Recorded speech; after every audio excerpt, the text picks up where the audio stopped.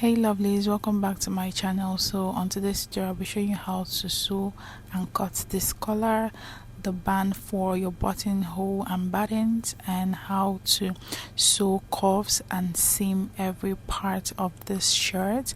This is the part 2 of the shirt tutorial. If you have not seen the first one, I'll be linking it down below and you will see how I drafted this. I urge you to watch that one before coming to this one because it will give you a better understanding of this tutorial.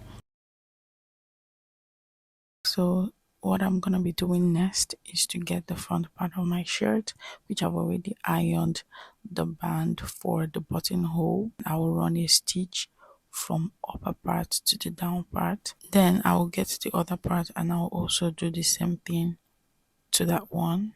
I'll also get the back part and I will turn it the way that the right side will be facing the right side of the front, and I'll place it like this because I'll be using 1/2 inch to join the shoulders, and I'll also be going ahead to join the sides, that is shaping the shirt, yes, and I'll be using 1 inch to do that. So at this point I am done joining, and what I did was that at the armhole part I left about 2 inches. Yes, I didn't sew up to that part because I'll be joining the sleeves before I seam that part. So this is what we have here. I've joined the shoulders and the sides, and this is exactly what we have. So I'll be opening this up just like this because I want to be giving this a slight curve by the sides. So I will measure in by 5 inches. You can go in by 4 inches if you want, but I went in by 5 inches. So after that I will come to the side and I will go up by 3 inches, or you can go up by any inches you want, but I went up by 3 inches, and I will connect my line a curve. I will make a curve from the 5 inches to the 3 inches, yes, and after that I'll be using my scissors to cut that off. So I'll do it to that part and I'll also do it to the other part. So by the time I was done, this is the effect that I wanted by the sides. You can see right here, right? So if you don't want this, you can totally leave it the way it was before, but I wanted this, so this is absolutely optional. So the next thing I'll be doing is to measure what I have on the neckline, both the bands. I'll measure everything, the 2 bands. So I'll include them and I'll measure it just like you can see me doing. And whatever I get from that, I will be going ahead to get a medium gum stay. So you go with anyone you want, but I work with a medium gum stay. So I'll go ahead and place my tape and I will mark out what I got, and that will serve as width. And for the length I'll be marking out 2 inches. So if you want yours to be lesser, you can go ahead to mark whatever you want, but I'm working with 2 inches here. So I'll first of all mark it out on the gum stay before cutting on the fabric. So for the second stand of the collar, I'll be using the same width, but for the length I'll be going up by 2.5. You can decide to lower yours, it depends on what you want, but I'll be working with 2.5 here. So in order to give the collar that pointy edge, what I'm going to be doing is to get the second part and I will go in by 1 inch, yes, so I will connect it to the other part. You can see me doing it right here. So you cut it out and you also do the same thing to the other part. So this is the main collar and this is the stand, you can see right here. So the next thing I'll be doing is to place it on a fabric and cut it out, yes. So I'll cut it out, I'll place it this way and I'll measure 1/2 inch round, yes. So both the sides, the upper part, the down part, I'll extend it to 1/2 inch. So using my pin as a guide, I'll be using it to hold this down and I'll mark out my 1/2 inch and I'll fold this into 2 just like you can see me doing, and I'll cut it out. So after that I'll be opening this up because I want to have about 2 pieces. I'll go ahead and set this aside.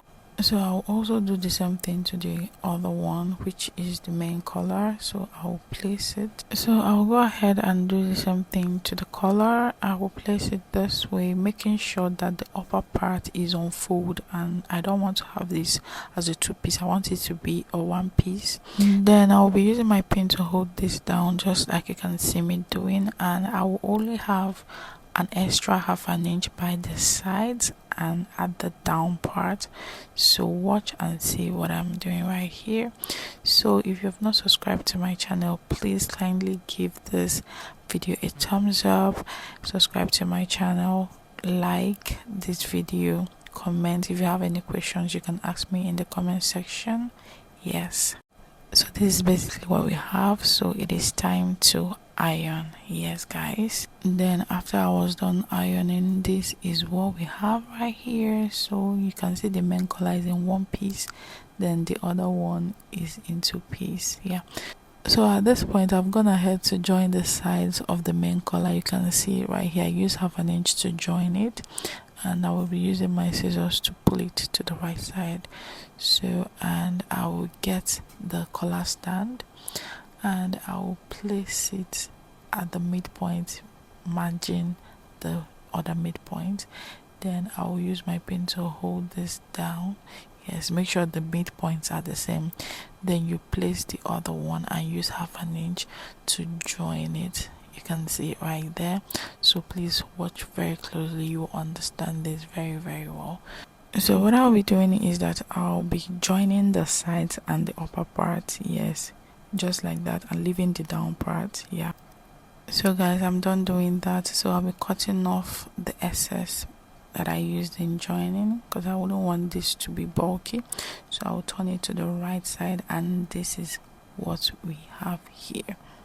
So I would want the part that does not have a gum stay to be at the upper part when I'm done joining it. Yes, so I'll be using my iron to iron this down.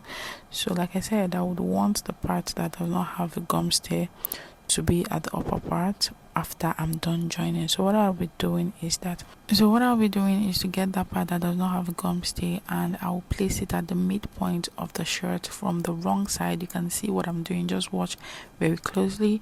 And I'll be pinning right side facing the wrong side of the shirt. Yes, so I'll pin it all the way, then I'll be taking it to the sewing machine to join. So I'm back. So by the time I was done, this is what I had. Yeah, so the next thing is to join the other one. So I'll be folding in half an inch. So watch very closely. I'll be folding in half an inch from the right side. You can see me folding in half an inch. I will use my pin to hold it down and run a stitch.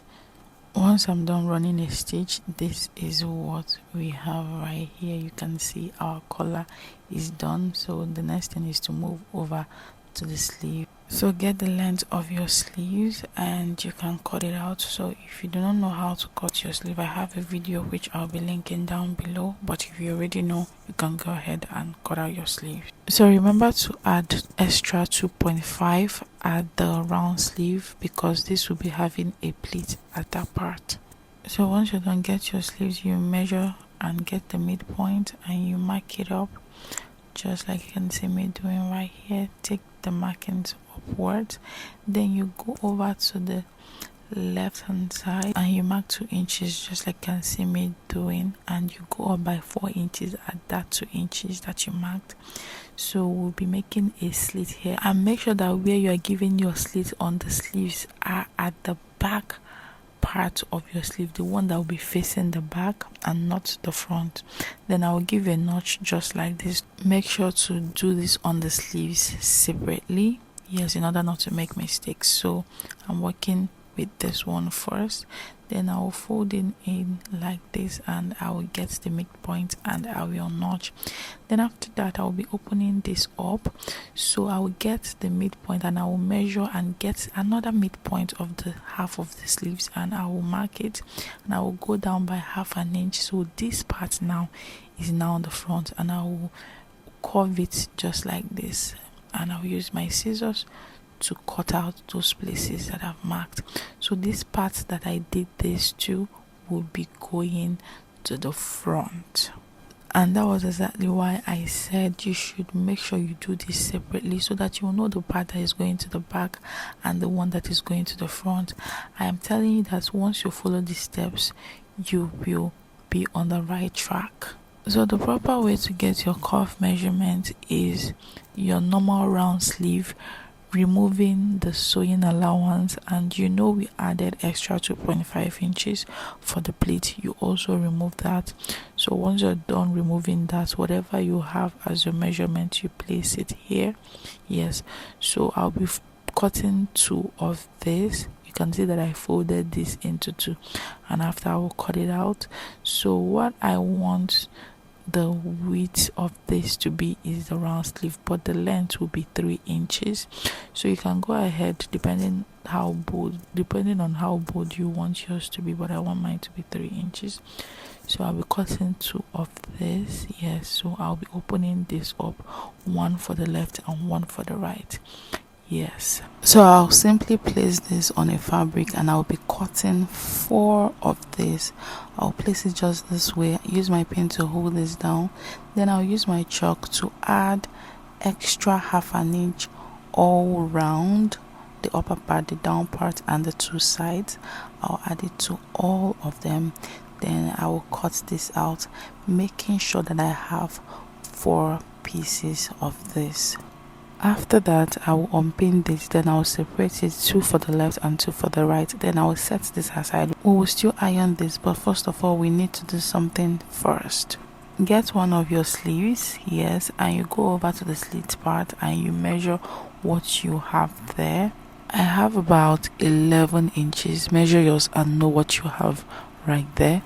So get your fabric and you will measure what you have times 2, and you add extra inches because you'll be using half. You divide it into 2, use half for the left and use half for the right. So yes, I'll be marking out 2 inches as the length. Then the width, you double the measurements you have and you add extra inches, like 3 inches. If you have excess after that, you will cut it out, but it's better you have more than. So I'll be folding this like a bias and I will be ironing this down. Yes, so I already went ahead to also iron my cuff. Yes, so I'll be pinning this down just like you can see me doing.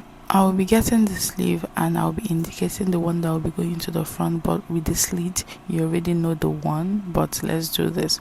You get your bias and you wrap it around the slit just like you can see me doing. Use your pin to hold this down because you'll be sewing this at once. Yes, so let me go sew this and come back. So I'm back, guys. This is what we have here. You can see how it is. I've already sewn for the left and for the right sleeve. Yes, so I'll be using a low heat iron to iron this down just like you can see me doing. So with no much effort, after ironing, you will notice that one is already overlapping the other one. So after that, you get one of the sleeves, and which you've already notched the midpoint, and you get your shirt, the main one, and you get the midpoint of the shirt where you're supposed to be joining from. You can see me trying to get that right here. The back is already longer than the front with 2 inches. Then you place it to be equal length just like you can see me doing, and you place the midpoint on the other midpoint. You use your pin to hold this right round. At this point, you already know how to join your sleeves. So after joining the sleeves, we'll move over to joining the sides. You turn it over just like you can see me doing right here, and you use the same seam allowance to join it by the sides. You can see it right here so that it will enable us to join the cuff. We are done. This is the back and this is the front. Yes, so it's time to fix the cuff. So I'll be getting the cuff. I'll be sewing 1/2 inch like you can see my hand indicating, leaving the down part. Yes, so at this point I'm done doing that, and I'll be turning this to the right side. Yes, you can see me doing, and I'll be using a low heat iron because this is crepe.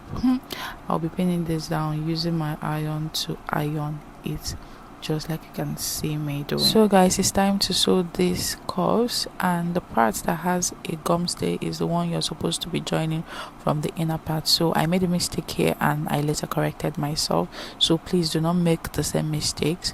Yeah, so you'll be using your pin to hold that part down just like you can see me doing, and after pinning that down and sewing that the first time, you will also turn it to the right side and you fold in 1/2 inch and you also join. So at this point guys, I am done, and you can now go ahead to sew in your buttons, and you can also go ahead to create the buttonhole right now. Yes, so I'll want details on this, so I'll be running stitches just like you can see my hand, my finger indicating. I will also do the same thing to the collar, so go ahead and do the same thing if you want, but it's definitely optional. So guys, for the down part, I'll be using a bias tape to run my stitches down there. You can also decide to weave and you stitch depending on what you want. At this point, if you find this video helpful, please like so that it will be pushed out for others looking for the same tutorial. Subscribe to my channel guys, please, and also ask questions in the comment section. Drop your comments in the comment section. See you guys next time. Bye.